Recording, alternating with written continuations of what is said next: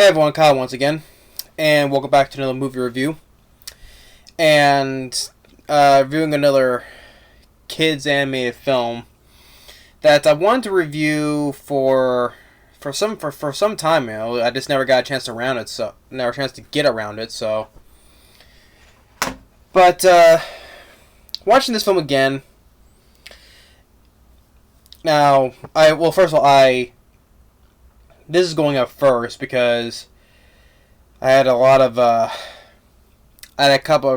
got two other big rants that I had to get out of the way first, so I had to calm myself down to watch this, honestly. So, it's not great. The film was not great, but I think it's average, decent at best, just average at most.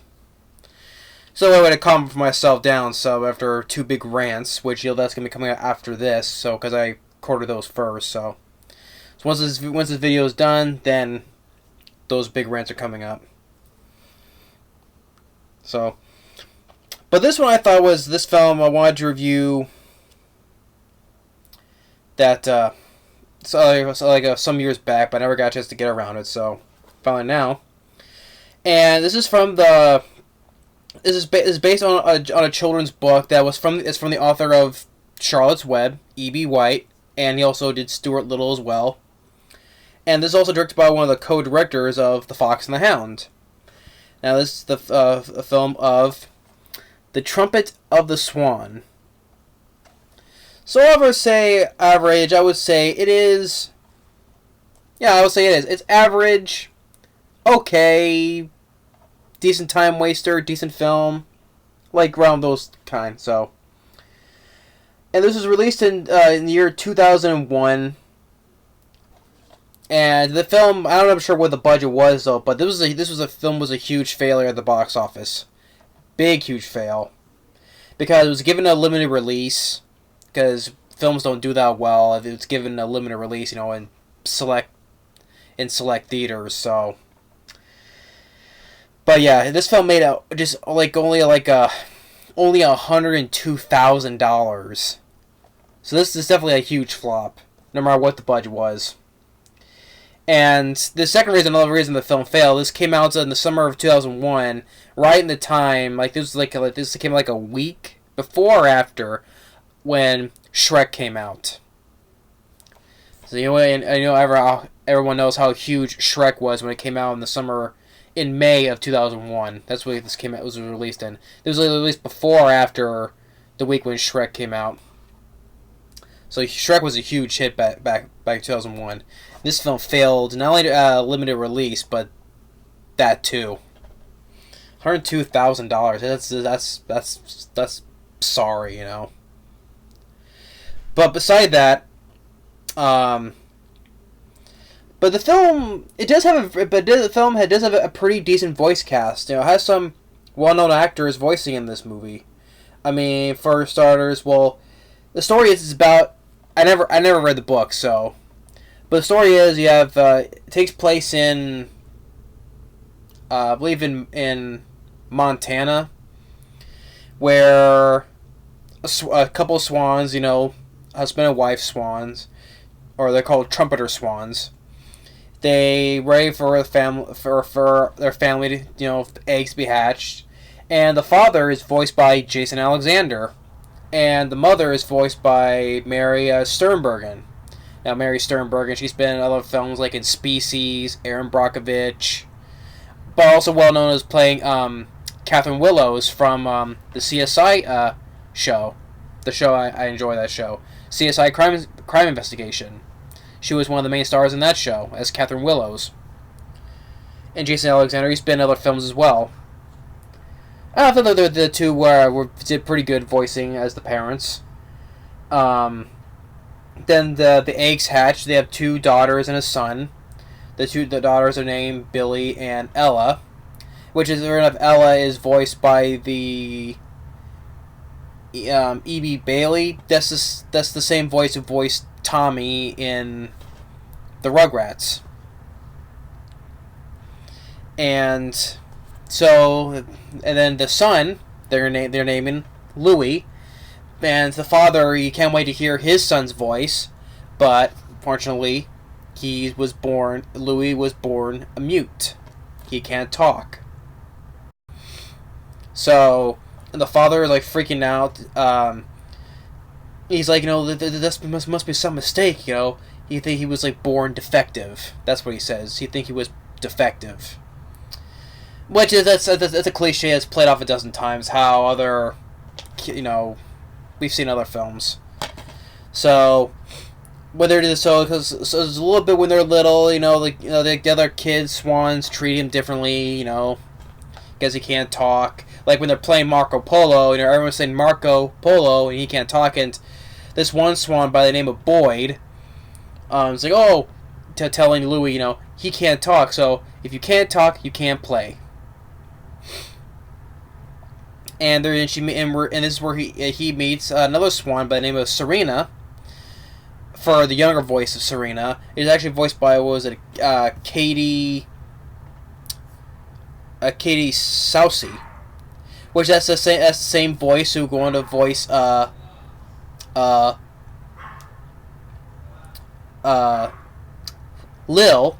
from the Rugrats as well. So that was also nice because I like the Rugrats. So you got E.B. It was not E.B. Bailey. It's E.G. Daly. I got the names wrong for those. E.G. Daly. So you got Tommy voicing in a role, and then you got Lil voice from Lil as well. And he automatically takes a liking to Serena. And then where he meets Louis also meets this boy at summer camp by the name of Sam.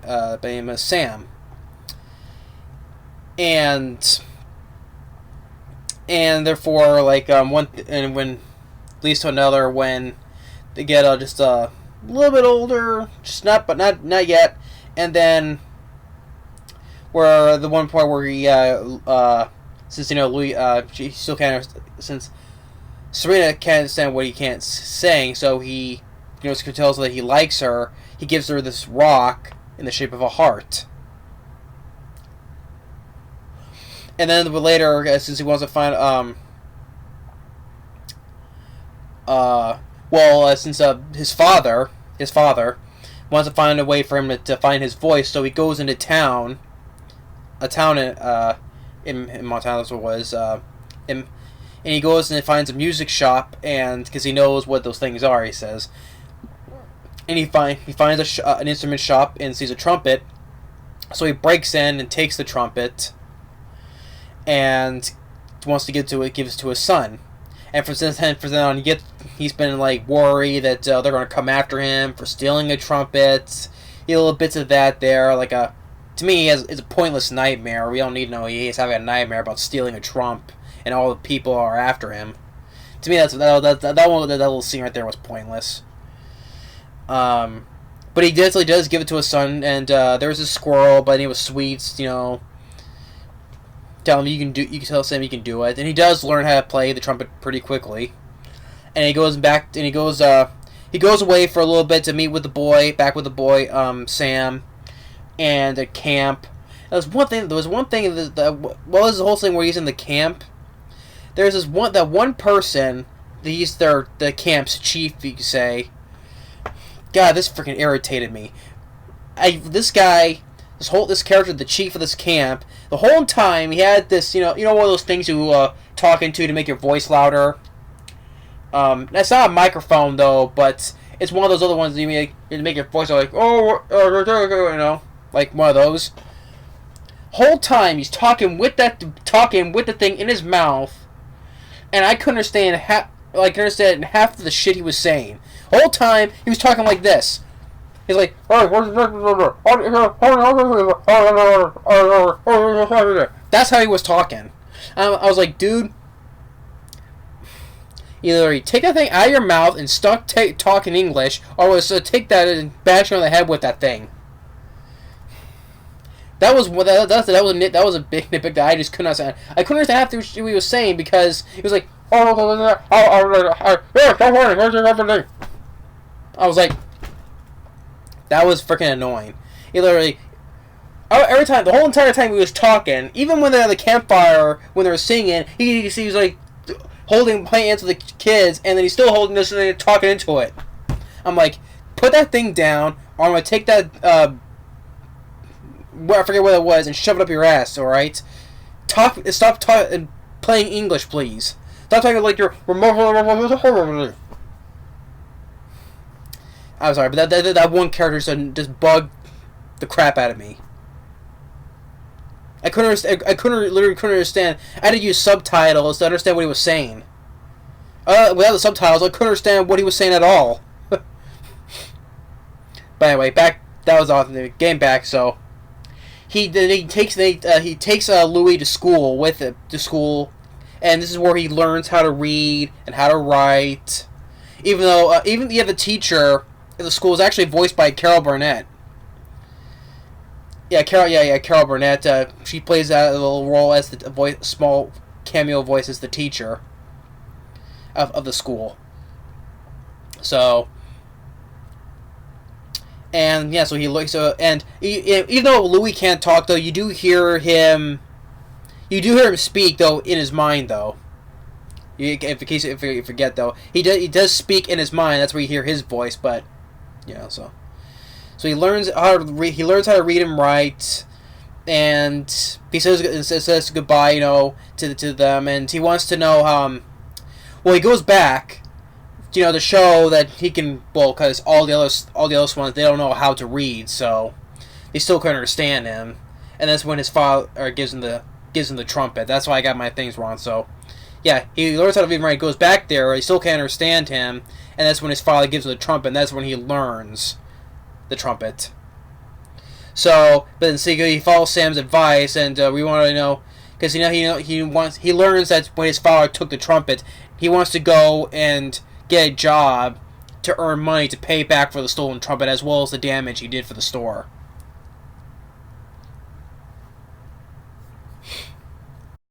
So he flies to Boston, Massachusetts, and he's trying to want to earn money to get for earn money, and he meets this guy named Monty, which he's you could say our supposed villain, because the way he looks, you can tell he looks like a bad guy. The guy is actually voiced by Joe Mantegna. And Joe Mantegna, he's been in a lot of movies. Like I reviewed Airheads with Brendan Fraser a while back. He was the guy Sharky who voiced on the radio. He was in Baby's Day Out. He was Eddie, which he was hilarious in that film. Little role in The Three Amigos, and he's been in many movies, Joe Mantegna. But I grew up watching him many times in Baby's Day Out as Eddie. Yeah, but Joe Mantegna. So yeah, I was like, okay, he has a voice role in this. Oh, and I forgot to mention older Serena, the one that Louis likes, is also voiced by Reese Witherspoon. So you have a pretty good, decent voice cast in this film. Like Jason Alexander, Mary Steenburgen, even the older Boyd. That since Louis, they suppose that he ran away. Serena is forced to marry Boyd, the one that was bullying him. He's actually voiced by Seth Green as well. So yeah, Seth Green, Reese Witherspoon, Joe Mantegna, even Carol Burnett. So you have a pretty decent voice cast in this film. But since Louis doesn't know any better about certain humans like this guy Monty, Joe Mantegna, so he takes him in, to give him a job, to start playing the trumpet for the people on the lake, and he just starts earning money and goes to this hotel and gives him a room in a hotel all to himself, and he's learning a little bit of luxury, he's wearing a bathrobe and learning how to use a TV or a hair dryer, and drinking some bottled water, a little taste of the good life, like we all want to.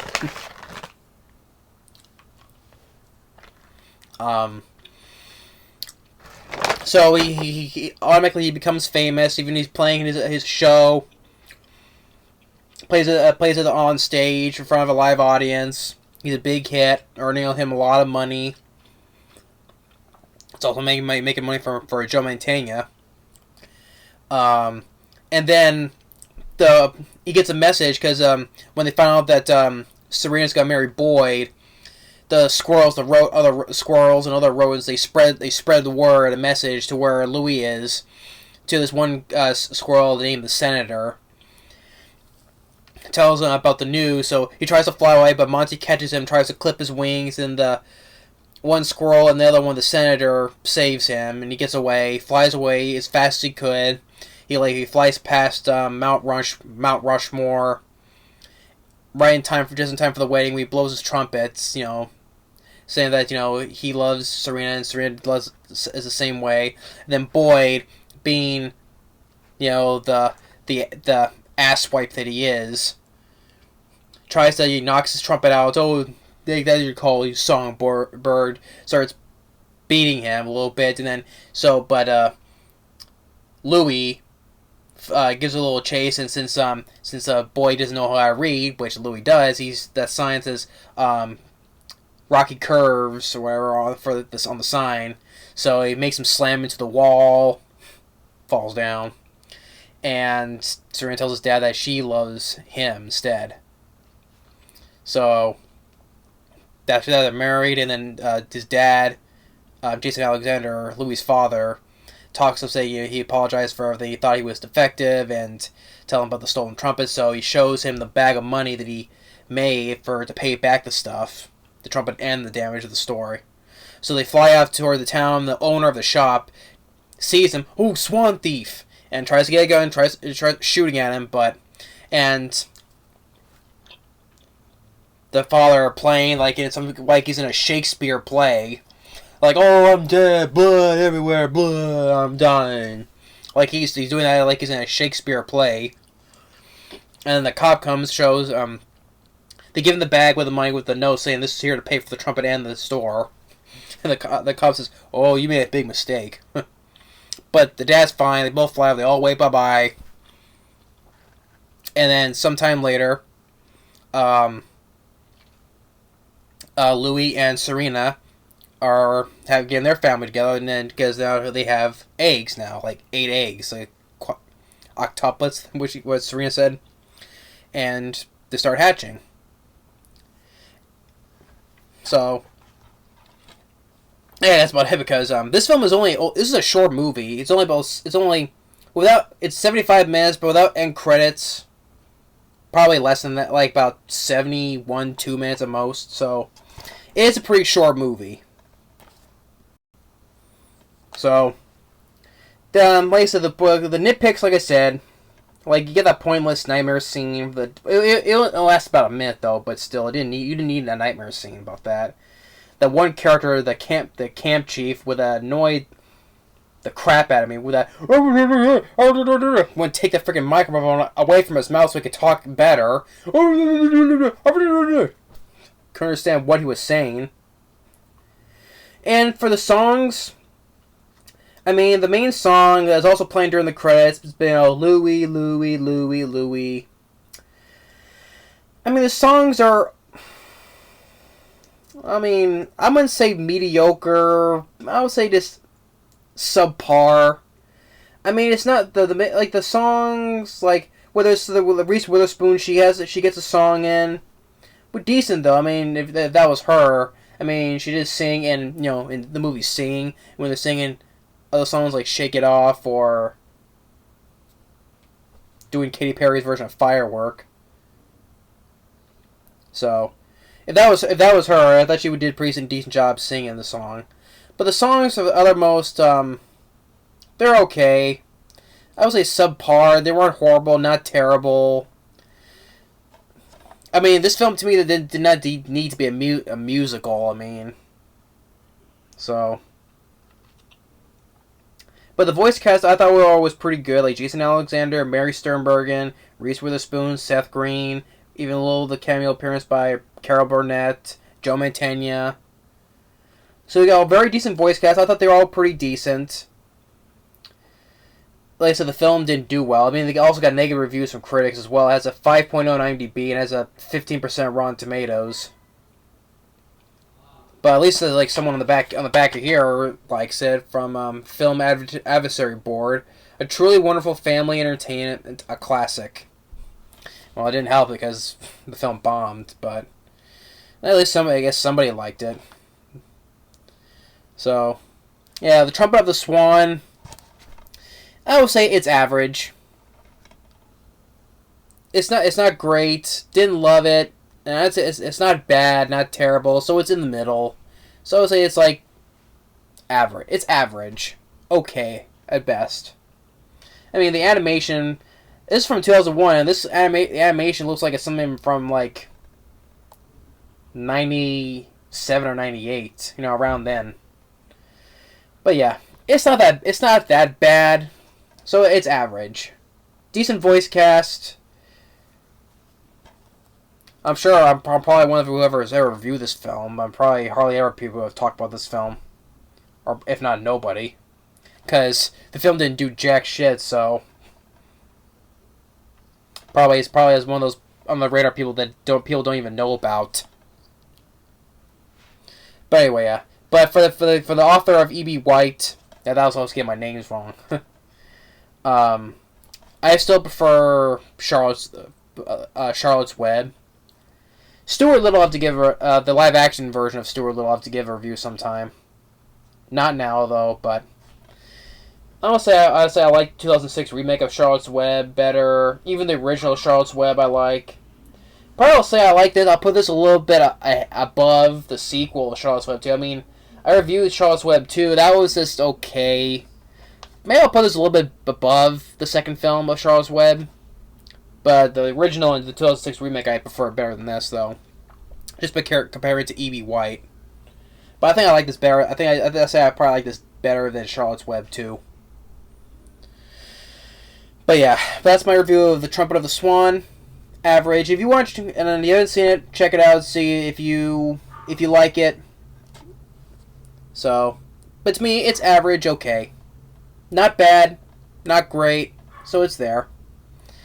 But thanks for watching. Stay tuned for the two rants I want coming up. Want to get those out of the way, but I thought this is better than with the next two rants coming up. This film is better than both those films. So, but stay tuned for those. Thanks for watching. Stay tuned for the next upcoming movie reviews. Later.